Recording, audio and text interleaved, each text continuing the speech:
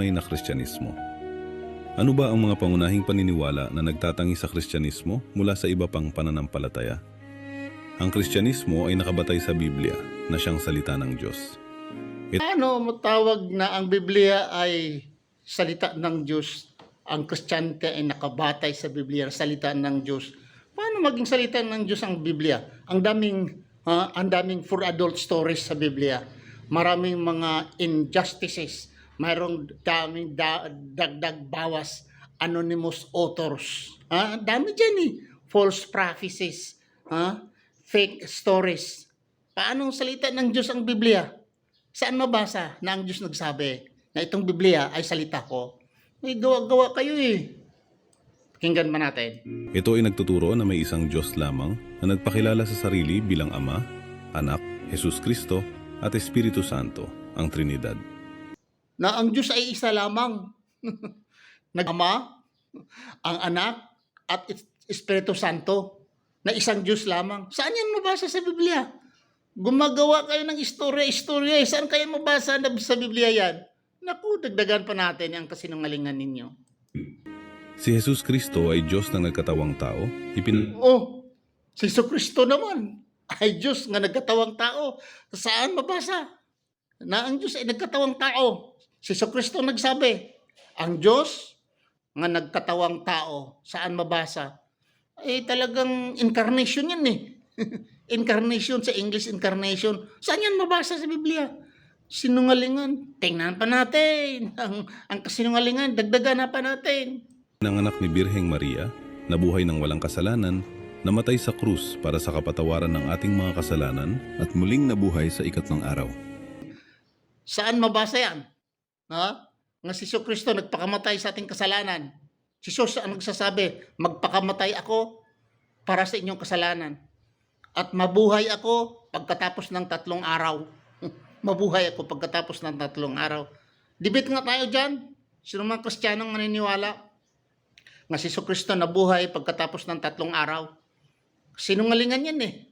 Naku, that is Christianity. Naku naman, nakakahiya.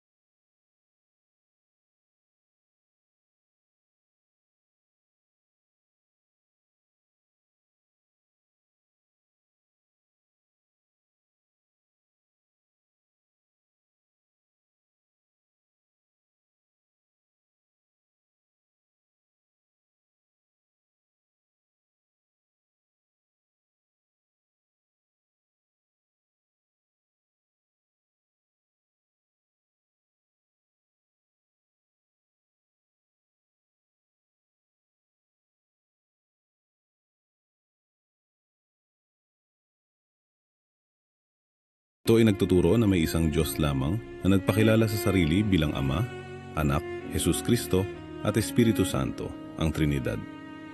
Si Jesus Kristo ay Diyos na nagkatawang tao, ipinanganak ni Birheng Maria, nabuhay ng walang kasalanan, namatay sa krus para sa kapatawaran ng ating mga kasalanan, at muling nabuhay sa ikatlong araw.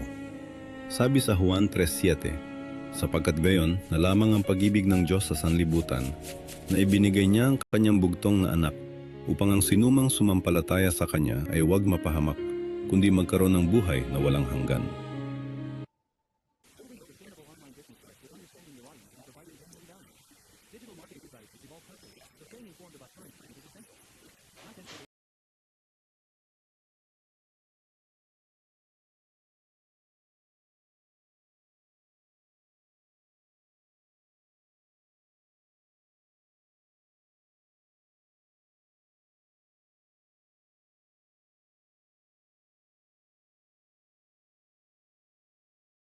Ito ay nagtuturo na may isang Diyos lamang na nagpakilala sa sarili bilang Ama, Anak, Jesus Kristo at Espiritu Santo, ang Trinidad.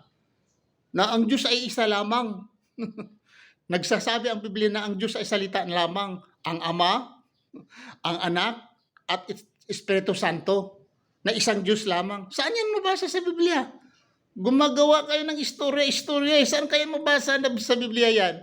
Naku, dagdagan pa natin ang kasinungalingan ninyo. Trinidad. Si Jesus Kristo ay Diyos na nagkatawang tao. Si Jesucristo naman ay Diyos nga nagkatawang tao. Saan mabasa na ang Diyos ay nagkatawang tao? Si Jesucristo nagsabi, ang Diyos nga nagkatawang tao. Saan mabasa? Talagang incarnation yan eh. Incarnation, sa English incarnation. Saan yan mabasa sa Biblia? Sinungalingan. Tingnan pa natin. Ang kasinungalingan, dagdagan na pa natin. Ang anak ni Birheng Maria, nabuhay ng walang kasalanan, namatay sa krus para sa kapatawaran ng ating mga kasalanan at muling nabuhay sa ikatlong araw. Saan mabasa yan? Nga si Jesucristo nagpakamatay sa ating kasalanan. Si Jesus ang nagsasabi, magpakamatay ako para sa inyong kasalanan. At mabuhay ako pagkatapos ng 3 araw. Mabuhay ako pagkatapos ng 3 araw. Debate nga tayo dyan. Sino mga Kristiyanong maniniwala nga si Jesucristo nabuhay pagkatapos ng 3 araw? Sinungalingan yan eh. Naku, that is Christianity. Naku naman, nakakahiya. Sabi sa Juan 3:7, sapagkat gayon na lamang ang pag-ibig ng Diyos sa sanlibutan, na ibig